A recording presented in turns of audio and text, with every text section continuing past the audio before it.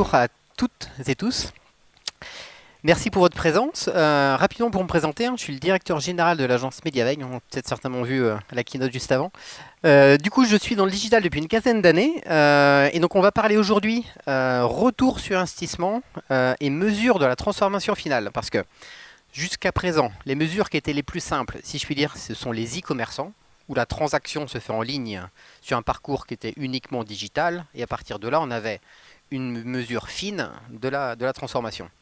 À présent, même dans les économies traditionnelles, si je puis dire, où le point de contact est en réel, comment on déploie des schémas d'attribution qui permettent de mesurer les ventes, comme si ça pouvait être le cas d'un site e-commerce.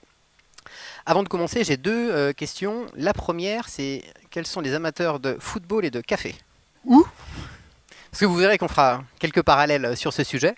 Et l'autre point, plus sérieusement, qui a déjà eu l'occasion de parcourir un outil de mesure en web analyse tel que Google Analytics par exemple?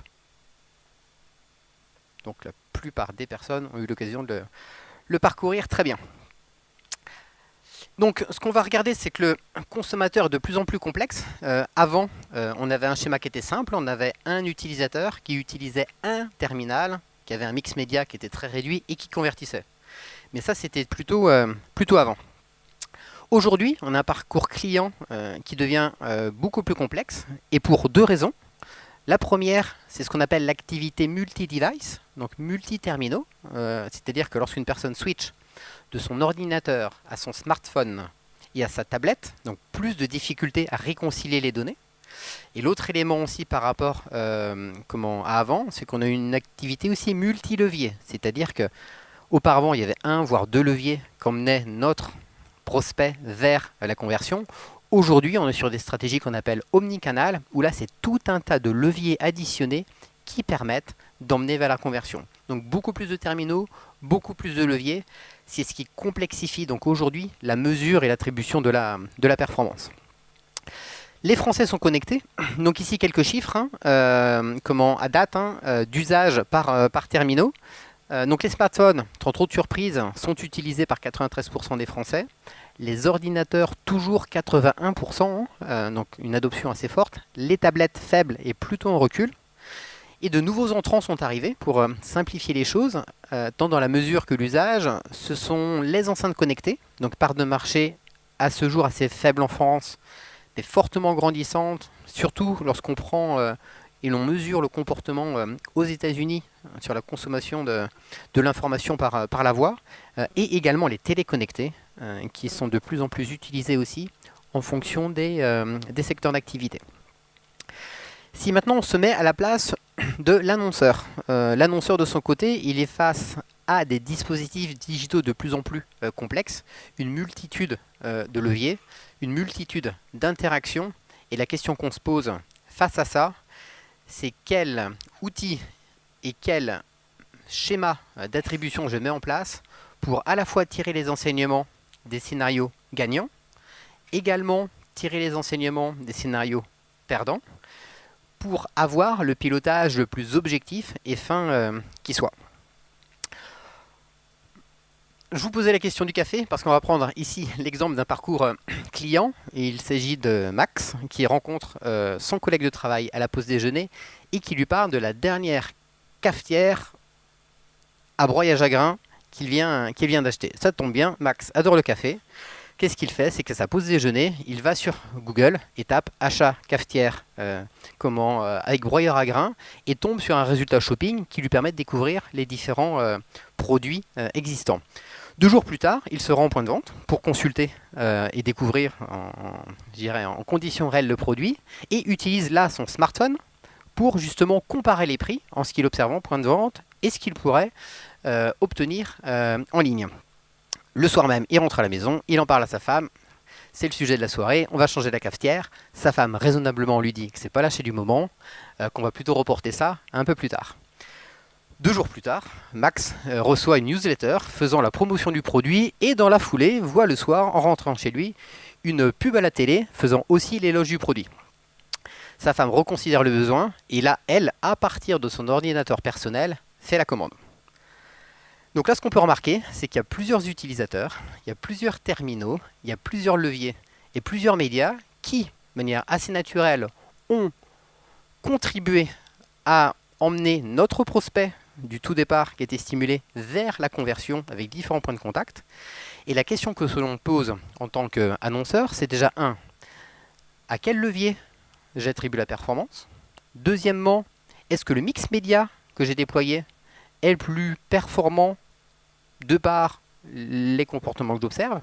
Et troisièmement, est-ce qu'il n'existerait pas un outil qui permettrait de finement et objectivement attribuer la performance à chacun des leviers?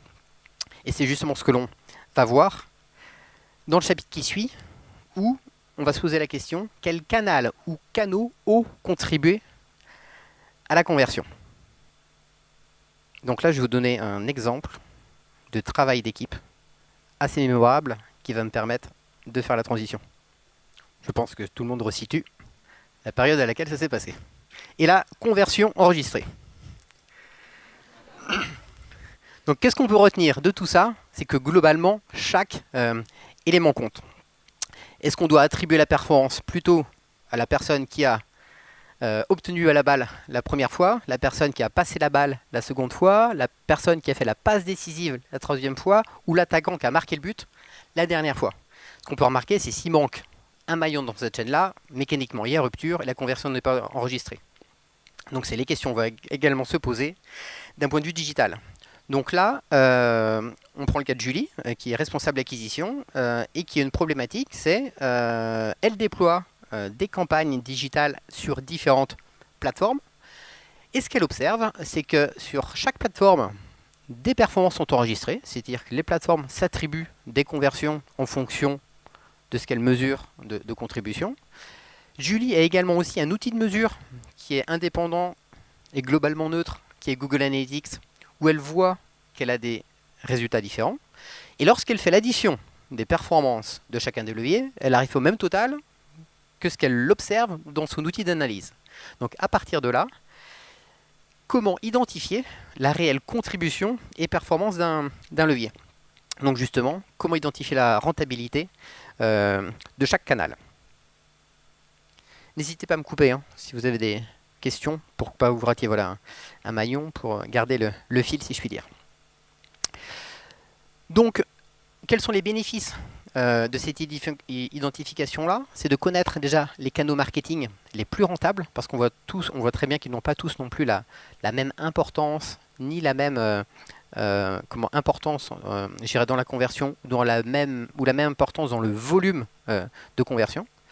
Ça permet aussi de comprendre pourquoi certains canaux marketing ont un mauvais ROI. Autre élément intéressant aussi, c'est que ça permet aussi d'identifier la dépendance entre les canaux marketing. Parce que ce qu'on peut remarquer, c'est qu'il y a certains canaux qui font ce qu'on appelle gouvernance sur votre stratégie. C'est comme un château de cartes.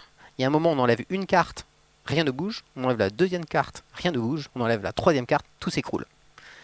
La troisième carte, c'était justement ce levier de gouvernance qui, sans le savoir, a un poids beaucoup plus élevé sur l'ensemble des sources versus d'autres qui sont plutôt des contributifs vers la conversion, mais qui n'ont pas du tout la même importance. Ça permet de définir aussi à quelle étape du parcours de conversion se situe le canal marketing. Est-ce que c'est justement, si on reprend le cas de Max, plutôt Google Shopping qui au tout début l'a capté, ou à l'inverse, la newsletter qui l'a clairement réactivé, donc dans le parcours client. Et enfin, ça permet d'optimiser chaque investissement par canal en fonction de son ROI. Donc pour cela, ce que l'on va justement voir, c'est ce qu'on appelle les modèles d'attribution, c'est-à-dire quelles sont les règles qui existent et quelles sont celles que l'on préconise. Donc avant de parler des modèles, on va juste faire un rapide parcours des principaux canaux digitaux qui existent. Donc sur le volet payant, il y a notamment tout ce qui est email. Il y a également tout ce qui est search payant, donc c'est le référencement payant, autrement dit l'achat de mots-clés que l'on peut observer chez Google ou sur Bing. Tout ce qui est display, donc là c'est les campagnes plutôt de bannières. L'affiliation, donc là c'est plutôt des modèles économiques qu'on bâtit entre des affiliés et des annonceurs avec un schéma à la performance. Ils sont rémunérés à la vente réalisée ou à la conversion réalisée, ou encore les comparateurs, que ce soit des comparateurs de voyage, des comparateurs de prix ou des comparateurs de produits. Au-delà de ces leviers payants, on a aussi des leviers qu'on va appeler gratuits, mais qui dans l'absolu ne sont pas véritablement. Le trafic direct, hein, c'est les gens qui saisissent directement l'URL de votre site web pour accéder à votre site. Les liens externes, ce sont des sites externes qui font un lien vers votre site web et qui mécaniquement génèrent du trafic. Et enfin, le search organique, autrement dit le référencement naturel, c'est la part de trafic naturel qui est captée par votre site. Donc maintenant qu'on a fait le tour des principaux canaux, on va justement évoquer les différents modèles. Donc il y a un modèle qui existe, c'est le modèle qu'on appelle linéaire, c'est-à-dire qu'on va attribuer la même part de contribution à tous les leviers au sein de ce parcours de conversion. Donc là, si on prend l'exemple de ce schéma-là, on a 5 sources de trafic qui sont intervenues jusqu'à la conversion. Donc par exemple, le référencement payant, le référencement naturel, une bannière, une publicité télé et un emailing. Et donc dans un schéma d'attribution linéaire, ici, on attribuerait 20% de la performance à chacun des leviers. Partons du principe qu'ils ont tous contribué au même, je dirais, pour faire le parallèle avec le but au football, ils ont tous contribué à leur juste valeur et on ne peut pas dire qu'il y ait un levier ou une action qui était prédominante sur ce parcours-là. Donc l'attribution linéaire. Ensuite, on a un autre modèle d'attribution, c'est le modèle d'attribution qui est à la fois single touch, c'est-à-dire qu'on n'attribue qu'à une source. Et dans ce cas-là, le last click, c'est à la dernière source, c'est-à-dire que 100% de la performance va être attribuée à la dernière source connue avant la conversion. Donc, grosso modo, il y a des schémas tels que par exemple le reciblage publicitaire, orchestré par des acteurs tels que Criteo, qui ont des inventaires très forts et qui, dès lors qu'on consulte un produit et qu'on ne l'achète pas ou qu'on ne convertit pas, nous arrose en termes de publicité. Dès lors qu'on prend ce modèle d'attribution, c'est plutôt lui qui est le grand gagnant, vu que c'est lui qui va venir justement transformer cette audience non convertie. Néanmoins, si les autres leviers n'avaient pas capté l'internaute au départ, le scénario de reciblage n'aura pas été alimenté, Criteo aurait tourné à vide et n'aura rien apporté. Et ce schéma, last click, dernier clic, c'est plutôt le modèle d'attribution par défaut programmé dans les interfaces et par défaut programmé dans les outils de mesure. Parce que jusqu'à présent, c'était uniquement ce levier-là qui était pris en compte, parce qu'on n'avait pas la visibilité qu'on a à présent sur tous les leviers qui précédaient cette conversion. Aujourd'hui, les outils de mesure sont suffisamment fins pour en connaître plus sur le parcours client, ce qui fait qu'auparavant, on se concentrait uniquement sur la dernière source, faute de connaissances sur les autres. Donc entre nous, ce n'est pas le schéma à privilégier, dès lors que l'on sait que l'on convient que c'est la contribution de tous les leviers qui emmène à la conversion. Autre modèle d'attribution, qui est la même chose, mais avec son parallèle opposé, c'est le first click. Là, on va attribuer 100% de la performance à la source de trafic qui a capté pour la première fois notre prospect, indépendamment de la contribution des autres et de la transformation des autres. Donc là, on attribue 100% de la performance et du crédit au levier initiateur. Autre modèle d'attribution, il en reste 3. Un modèle d'attribution progressif, c'est-à-dire que plus le levier va s'approcher de la conversion, plus son importance et sa rétribution va être forte. Dans ce modèle d'attribution, on attribuerait 60% au dernier levier, 40% au précédent et 20% au précédent. Plus on s'approche de la conversion, plus la part de contribution est forte. C'est pour ça qu'on parle de clic initiateur, de clic d'assistance et de clic de transformation. Autre modèle d'attribution, et là on tend vers celui auquel on croit, nous Mediaveil, avant de vous présenter celui vers lequel on va tendre, c'est plutôt basé sur la position. C'est-à-dire qu'on va prendre en compte tous les leviers qui ont contribué à la conversion, tout en définissant une règle qu'on estime la plus loyale et équitable, en apportant plus d'importance au premier levier, qui est le clic initiateur, et le dernier levier, qui est le clic convertisseur, tout en n'écartant pas non plus les autres leviers. Là, on serait plutôt sur un schéma, on serait à 40-40, et les autres, 20% répartis sur les leviers contributeurs. Donc ces schémas d'attribution, qui sont plutôt des schémas fixes, qu'il faut qu'on définisse au départ, peuvent être en fonction des raisonnements et ou en fonction des marchés et ou en fonction des parcours d'achat remis en question. C'est pour ça que un nouveau modèle d'attribution est arrivé il y a un peu plus de 2 ans maintenant, où l'intelligence artificielle commence à jouer son jeu. C'est le modèle qu'on appelle Data Driven, c'est-à-dire que c'est un modèle d'attribution dynamique où c'est la technologie qui va elle-même attribuer la performance en fonction des leviers qu'elle estime les plus performants dans la contribution. Concrètement, comment est-ce que cette plateforme fonctionne? Ce qu'elle va faire dans un premier temps, c'est qu'elle va lister déjà toutes les conversions, tous les parcours de navigation associés à ces conversions-là. Ce qu'il faut se dire, c'est que dans certains cas, on a autant de parcours différents que de conversions enregistrées. Elle va d'un côté historiser tous les parcours de navigation gagnants, de l'autre côté historiser tous les parcours de navigation perdants. Ensuite, elle va regarder quelles sont les sources de trafic qui contribuent le plus souvent dans ces parcours de navigation, quelles sont les sources de trafic qui contribuent le moins souvent dans ces parcours de navigation, qu'ils soient gagnants, qu'ils soient perdants. Et ensuite, elle va faire des tests. Elle va supprimer ce levier-là dans un parcours gagnant et voir l'incidence que ça a sur la conversion. Si toutefois la conversion progresse de 10% en l'ajoutant, du coup, on aura 10% de crédit accordé à cette source-là.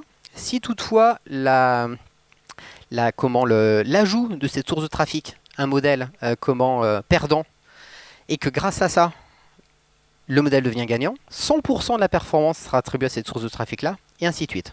Donc ce que l'on remarque, c'est que d'un côté, les technologies deviennent de plus en plus intelligentes, d'un autre côté, les modèles deviennent de plus en plus auto-apprenants.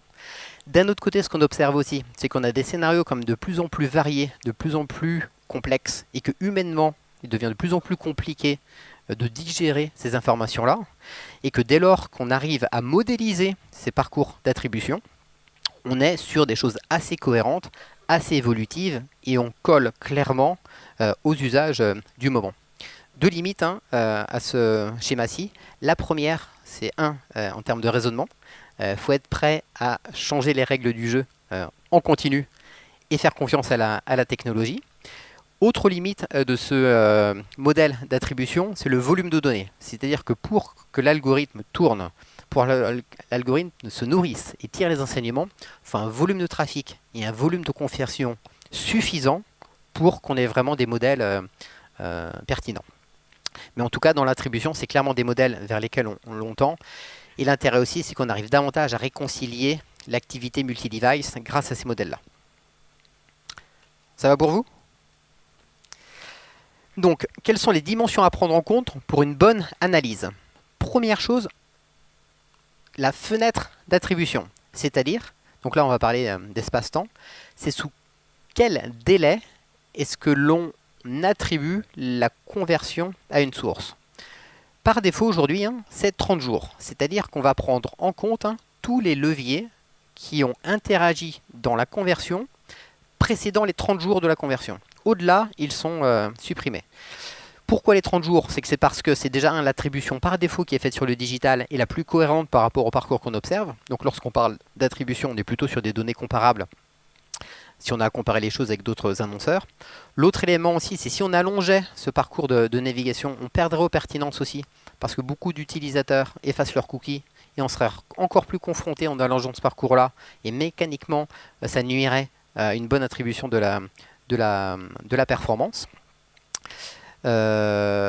Et l'autre point, si on parle des 4 lettres qui dérangent la RGPD, il n'y a pas de réglementation particulière, si ce n'est l'effacement de ces données-là au-delà de 13 mois. Donc la seule limite, par contre, de cette obligation-là, c'est que la performance ne peut être observée que si on peut la comparer. Et l'idéal quand même, lorsqu'on compare les performances du mois de janvier, pour prendre en compte toutes ces zonalités, c'est bien de pouvoir les comparer par rapport à janvier de l'année dernière. Et cet effacement de cookies nuit à ces comparaisons-là.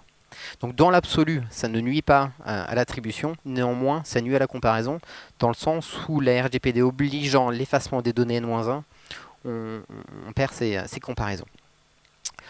Autre fenêtre d'attribution, donc là qui correspond plutôt aux médias, je dirais notoriété ou branding ou notoriété de marque, telles que sont la télé, telles que peuvent être les bannières, c'est ce qu'on appelle l'analyste post-view. A l'inverse de ce qu'on a vu avant, où le levier n'entre en compte que dès lors qu'il est cliqué, et c'est à partir de là qu'il rentre dans l'historisation qu'on peut lui attribuer la performance. Ici, le levier rentre en considération dès lors qu'il est vu, indépendamment qu'il soit cliqué. Concrètement, quelqu'un qui serait exposé à une campagne télé ou exposé à une campagne bannière, malgré qu'il ne clique pas, on lui attribuerait la performance parce qu'il a converti dans les 30 jours. Donc on est encore sur une autre philosophie, c'est qu'on mesure plutôt la performance des leviers contributifs, autrement dit, ceux qui favorisent la conversion sans pour autant la réaliser, simplement par l'affichage et non le clic. Là aussi, je vais faire un parallèle avec le football. C'est comme si on avait un attaquant qui récupère la balle et à côté de ça, un défenseur qui avait l'intention de prendre la balle et on lui attribuerait aussi une part de performance parce qu'il avait l'intention de le faire. Ce qu'on peut aussi se dire, c'est que dans son intention de vouloir prendre la balle, peut-être qu'il a mené une attaque de défense face à l'équipe adverse et qui, grâce à ça, a empêché l'équipe adverse de prendre la balle. Donc tout est relatif. Et ce qui est important dans ces fenêtres d'attribution, c'est avant tout de définir l'objectif. C'est-à-dire que si l'objectif est de faire de la visibilité et de la notoriété, l'attribution peut avoir du sens parce qu'elle va prendre en compte l'ensemble des personnes exposées et qui ont contribué à la conversion. Par contre, si l'objectif est de faire de la conversion, il faut plutôt se focaliser sur les leviers qui ont été cliqués pour qu'on ait vraiment, je dirais, une audience intentionniste et non pas une audience potentielle.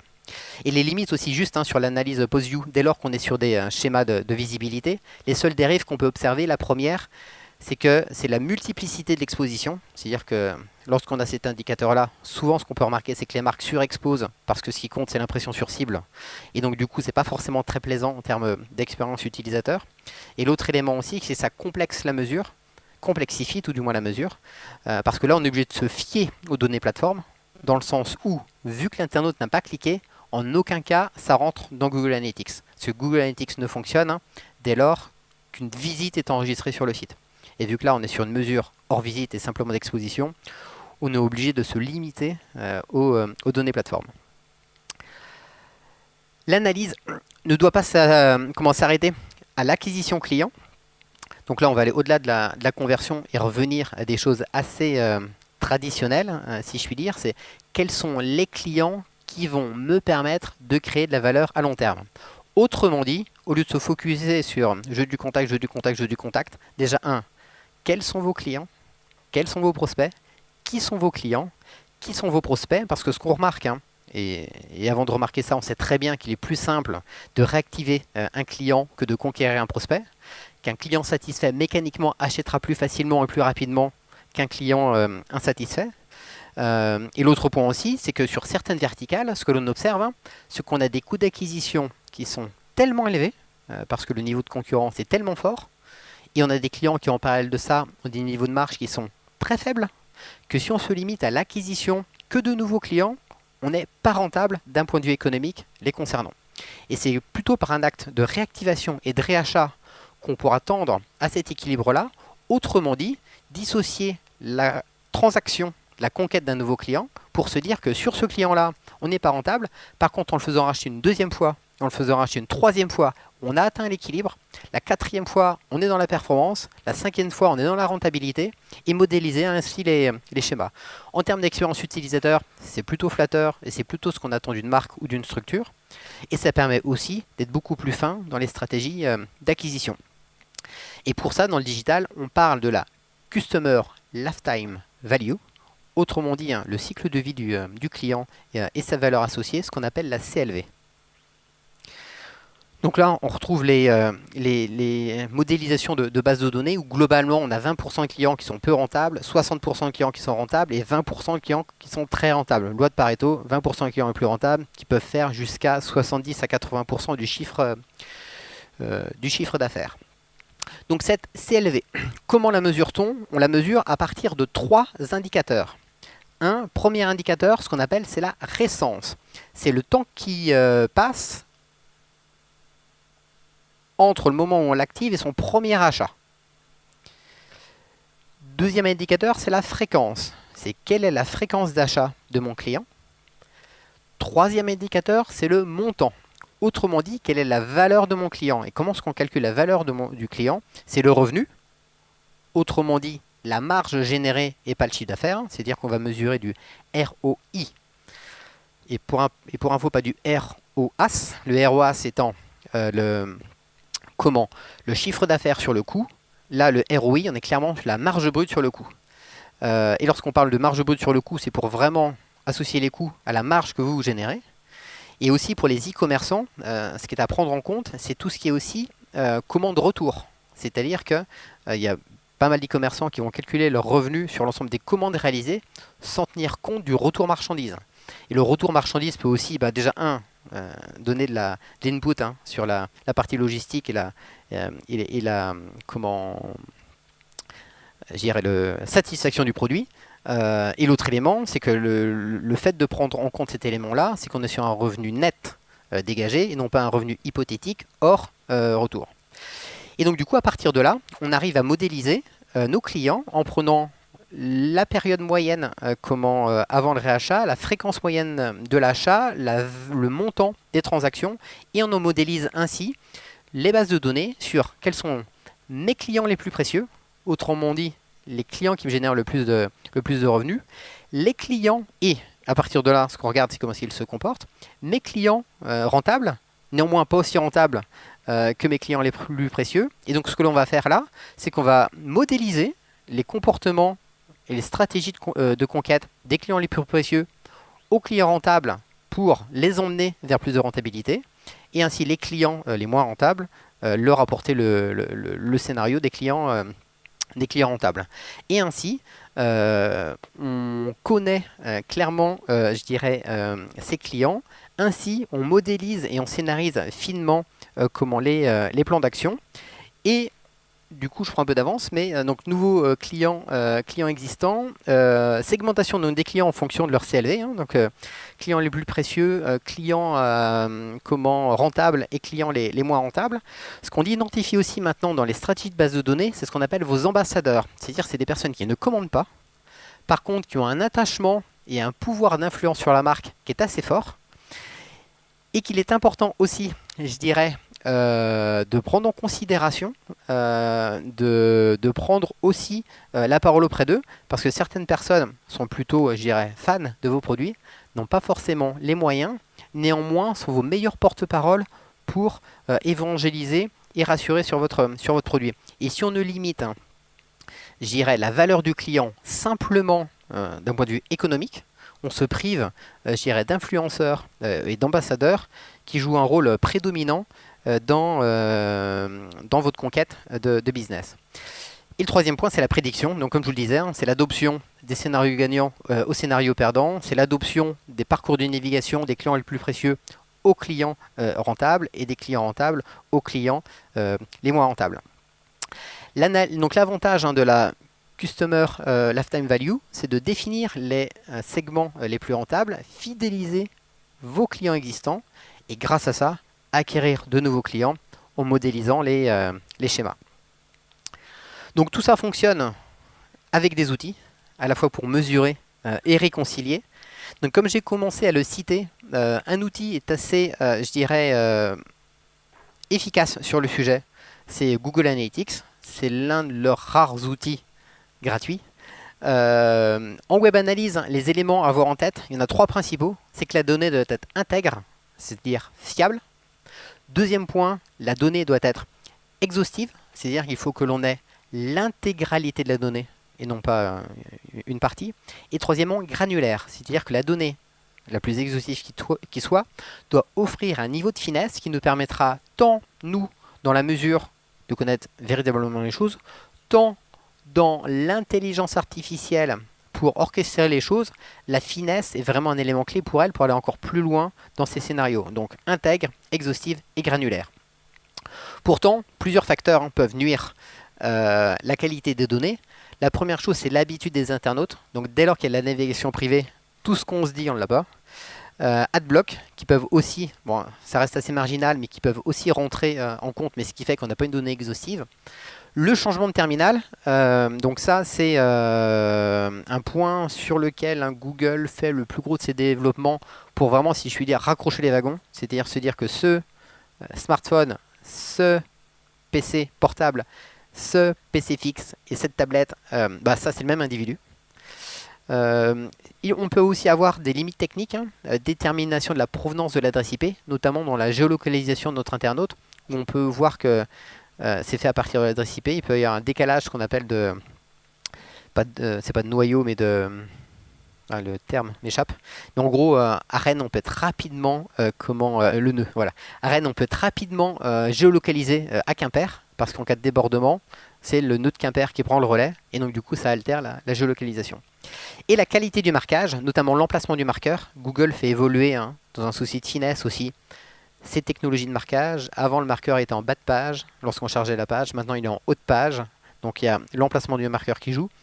Et ce qui est activité, c'est un peu technique cross-domaine, notamment sur les e-commerçants. Dès lors qu'on fait une commande en ligne, donc on est sur le site de l'annonceur, à un moment, on switch sur la solution de paiement en ligne pour faire la transaction et on revient sur le site pour confirmer la commande.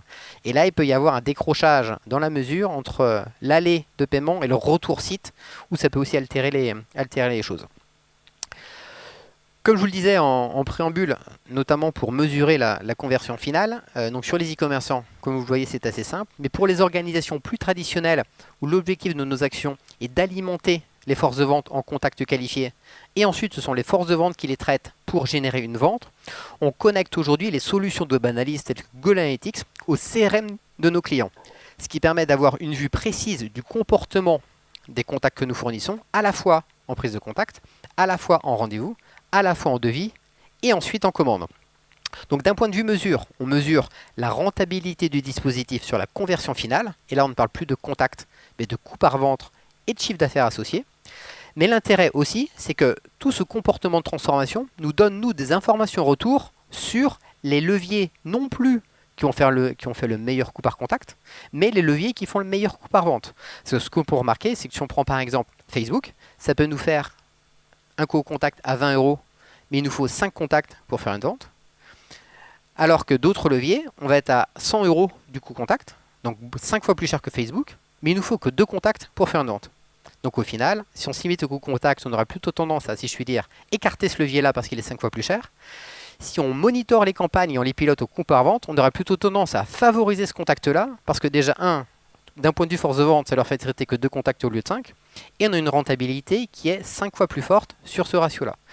Donc entre, d'un côté, la mesure du retour sur investissement, et d'un autre côté, l'enseignement que ça offre sur le pilotage de nos campagnes, c'est exactement ce vers quoi il faut tendre pour unifier et connecter les données.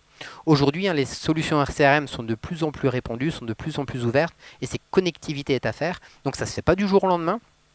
Néanmoins, c'est ce vers quoi il faut tendre. L'autre point, c'est que même si on n'arrive pas à le faire automatiquement, on peut aussi le faire manuellement. C'est-à-dire que sur les solutions CRM, on peut aussi extraire l'ensemble des contacts et des ventes réalisées. On a juste, nous, un ID à partager entre les deux. Et là, on réconcilie les données de manière, je dirais, arbitraire et à date, et ce qui permet déjà d'avoir un premier niveau de performance. Donc la connexion CRM à Google Analytics, par exemple, facilite l'accès aux données sur les clients, permet de suivre l'évolution des leads par source de trafic, mesure du coup la valeur client et rend le parcours client omnicanal. C'est-à-dire que là, l'ensemble des sources de trafic sont également prises en compte dans le coût par vente, comme on peut le faire sur la partie coût par contact. Autre modèle d'attribution, pour encore d'autres, on a parlé des sites e-commerce, on a parlé des formulaires de contact, mais il y a aussi tout ce qui est stratégie Drive to Store, où là, l'objectif, c'est de générer du point de vente en magasin. Donc on a l'exemple de Google AdWords, qui permet, dès lors que on a partagé ces données de géolocalisation et que l'on accorde la mémorisation des recherches, dès lors qu'une personne recherche sur son smartphone et suite à ça ne convertit pas et se rend au point de vente, Google arrive à identifier que ce smartphone qui a fait la recherche est venu en point de vente de par l'historique de recherche qui est enregistré et également la géolocalisation qui est ouverte. Donc on ne sait pas encore si l'internaute a converti. Néanmoins, Google est en mesure de dire cette requête qui était faite sur votre site web par cet internaute, autrement dit ce terminal, il s'est rendu dans le point de vente à cette période et donc du coup mesurer le trafic en magasin. Pour avoir une mesure sur la conversion finale, là il faut une connectivité du logiciel de caisse à Google Analytics, mais néanmoins on peut déjà avoir ce premier niveau d'information. Ce que vous avez peut-être remarqué, c'est la dématérialisation des tickets de caisse. Si on va par exemple sur Leroy Merlin, on nous demande de moins en moins notre carte. Et on nous donne encore moins notre ticket de caisse. Et l'intérêt de ce ticket virtuel, c'est qu'on va plutôt, au lieu de vous donner un ticket et vous demander votre carte, on va plutôt vous demander votre adresse mail. Déjà, ce sera l'élément clé pour retrouver la carte, l'élément clé pour vous adresser le ticket de caisse, qui est le prétexte de vous demander l'adresse mail. Mais grâce à cette adresse mail, on va avoir le dénominateur commun qui va nous permettre de réconcilier l'activité en point de vente, non seulement la présence, mais aussi la transformation. Et à cette adresse mail, nous, en ligne, on a un cookie. C'est-à-dire qu'un cookie de visite. On sait exactement, d'un point de vue visite, comment ce cookie, autrement dit cette adresse mail, s'est comporté. Et là, donc du coup, de manière assez simple, assez fine et assez fiable, on arrive à réconcilier les données entre une activité online et un comportement offline. Le tout avec un peu de service, qui est du coup l'économie de la carte de fidélité, l'économie écologique du ticket de caisse et du coup le sens donné à la collecte de l'adresse mail pour fournir le ticket et réconcilier les données. Donc c'est pour ça qu'on observe une forte dématérialisation des tickets de caisse dans les réseaux physiques. Donc pour aller plus loin, ce qui est possible de faire, c'est-à-dire que là on a parlé de connectivité entre la solution de web analyse et les données de CRM, mais on peut aussi y adosser d'autres sources telles que les données email, les données aussi de centre d'appel, les données issues des réseaux sociaux, c'est-à-dire que est-ce que ce visiteur sur mon site web qui correspond à ce visiteur sur mon point de vente grâce à son adresse mail ne serait pas cette personne ici qui me suit sur Instagram, et aussi les points de vente. Et donc du coup ce qui permet de créer cet énorme entrepôt de données qui est l'agrégation de ces trois grands environnements, c'est ce qu'on appelle les data marts. Concrètement, on va venir rassembler dans un endroit indépendant toute la donnée business vous concernant, aussi bien client que prospect, et aussi bien en ligne, CRM, point de vente. Et à partir de là, on va réunifier toutes ces données-là pour connaître l'ensemble du comportement de vos clients, identifier aussi tous les scénarios les plus efficaces et les scénarios les moins efficaces, et fournir toute l'information en retour, aussi bien sur les données de navigation. C'est là qu'on peut personnaliser le site. Si on prend le cas d'un Amazon, lorsque vous revenez sur le site, la page d'accueil ressemble à la dernière visite enregistrée.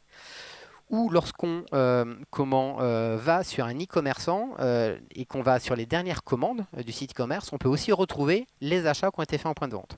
Donc l'objectif, c'est vraiment de tendre vers une connaissance absolue de notre internaute, de réconcilier les données et d'offrir aussi l'expérience utilisateur la plus riche. Avant de parler des indicateurs, c'est bon pour tout le monde? Donc, quels indicateurs devons-nous nous donner? Donc, ce qu'on appelle KPI, Key Performance Indicator, ou encore ICP, indicateur clé de performance. Ces indicateurs permettent quoi? La première chose, c'est que ça permet déjà de mesurer la performance globale d'un site web. Grâce à un indicateur, on va savoir comment est-ce que le site se comporte. Deuxième chose, la mise en place d'indicateurs de performance permet aussi de mesurer l'impact de campagnes digitales. C'est-à-dire qu'on n'en a pas, on met en place un indicateur, on met des campagnes digitales, on regarde comment ces campagnes contribuent sur l'indicateur qu'on a défini. Et troisième chose, c'est que la mise en place d'un indicateur permet aussi de mesurer des modifications opérées au sein du site. On avait un site qui est dans une version A, avec telle performance, on le fait évoluer dans une version B. Et on regarde justement l'incrémental de performance que l'on obtient sur cet même indicateur. Donc globalement, les trois grands axes qui permettent d'évaluer.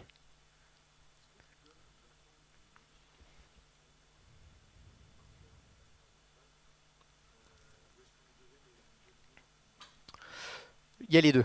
C'est-à-dire qu'il nous communique sur les bonnes pratiques à respecter, mais ensuite c'est à l'usage qu'on voit le meilleur compromis à trouver.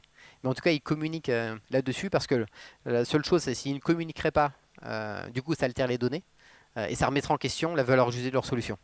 Donc c'est pour ça que d'un côté, il communique. Néanmoins, c'est les enseignements qui permettent tirer, je dirais, le scénario le plus objectif. Donc pour faire simple, on a défini 3 indicateurs pour apprécier la performance d'un site web. Le premier, c'est le trafic. C'est-à-dire que là, on va regarder quels sont les leviers qui sont les plus performants en termes de visites, en prenant en compte le taux de rebond, les pages vues et le revenu par session. Autrement, c'est le lead. C'est quelles sont les sources de trafic qui me génèrent le plus de contacts. Ce qu'il faut juste avoir en tête, c'est qu'on ne peut pas avoir un objectif de trafic et de lead. Si on a un objectif de lead, de contact, le trafic devient un moyen. Concrètement, nous, dans l'optimisation de nos campagnes, soit on prend en compte le trafic le plus qualifié, indépendamment des conversions, ou soit on prend en compte le trafic générant le plus de conversions. Parce que ce n'est pas parce qu'une personne vient 4 fois sur le site qu'elle convertira. Certaines personnes viennent que 2 fois sur le site et convertissent. Dans les arbitrages, il est important de définir l'objectif principal. Et dans ce cas-là, le trafic ne devient qu'un moyen si on est sur un objectif de lead. Et l'autre indicateur est plutôt dédié aux e-commerçants, c'est le chiffre d'affaires.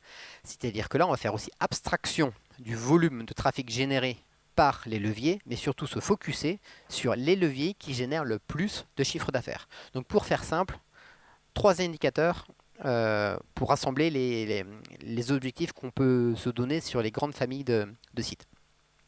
Une fois que ces indicateurs sont définis, nous ce que l'on édite, ce sont des rapports de performance où on va venir sur ces dashboards mesurer par exemple l'origine des contacts, l'origine des ventes ici. On va regarder la part de contribution des différents leviers dans la conversion, également en volume et également façon illustrée, pour avoir aussi dans tout ça les données les plus synthétiques et pertinentes permettant de prendre les décisions d'un mois sur l'autre. Ce qui compte, c'est vraiment qu'on tende vers de la donnée décisionnelle et structurée et synthétisée, et non pas se noyer au fin fond de Google Analytics où le moindre paramétrage remettra en question la valeur des données. Les limites de l'attribution, c'est justement de prendre en compte les canaux offline. On sait très bien, comme on se le disait, que les médias traditionnels tels que la télé, tels que l'affichage, tels que la presse, tels que la radio, aujourd'hui convertissent, voire exclusivement vers le digital. Et les limites du coup dans l'attribution, c'est justement de prendre en compte ces leviers-là. On ferait migrer du coup l'attribution vers du post-view, comme on se l'a dit, et non du post-click.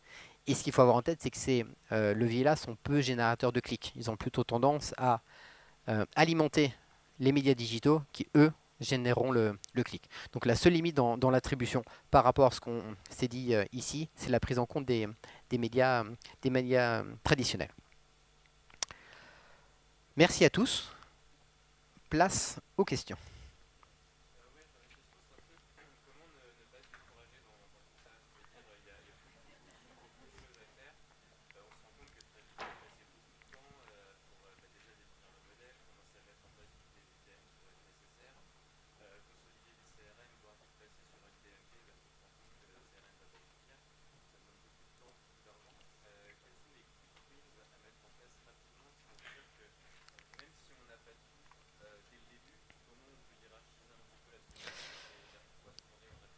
Déjà, le premier élément, donc très bonne question. La première chose déjà, c'est de fiabiliser les données web.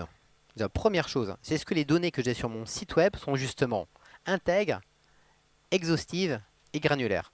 Parce que si déjà sur le site web, on ne mesure pas précisément et de manière fiable le volume de formulaires que l'on génère, tous les schémas amont ou aval seront tronqués. Donc première chose, c'est déjà consolider toute la donnée online.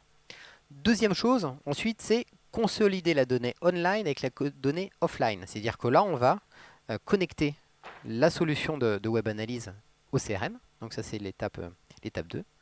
Et une fois que cette donnée est, je dirais, mutualisée, ensuite, on va travailler la data mart, où on va venir entreposer l'ensemble des données de navigation et l'ensemble des données CRM dans un outil. Donc ça se fait dans le temps. Sur la partie données web, les modèles d'attribution, c'est ce qu'on définit dès le départ ensemble, c'est-à-dire qu'on se dit c'est quel est l'objectif principal de la campagne. Et voilà le modèle d'attribution qu'on estime le plus cohérent à la vue du parcours d'achat et du comportement de vos prospects. Une fois que ça c'est fait, on fige l'objectif qui est le formulaire rempli et on fige le modèle d'attribution qui est par exemple basé sur la position. Et ensuite, on va venir regarder le volume de contacts que l'on génère, l'origine des sources de trafic, et regarder sur ces contacts-là comment est-ce que ça se comporte en termes de transformation au sein du CRM et redispatchés par source de trafic. Donc ça, euh, dans l'absolu, je dirais côté annonceur, c'est assez indolore, dans le sens où c'est avant tout du paramétrage et avant tout de la connectivité qui se fait quand même de plus en plus, de manière de plus en plus aisée. Et nous, on a plutôt à vous partager, c'est les performances obtenues et les enseignements aussi obtenus. Pour vous en ressortir aussi, je dirais, plus grandi des enseignements, que vous puissiez aussi avoir connaissance des schémas qui fonctionnent le mieux et aussi avoir une visibilité précise du retour sur investissement des actions engagées. Ça répond à votre question? Oui.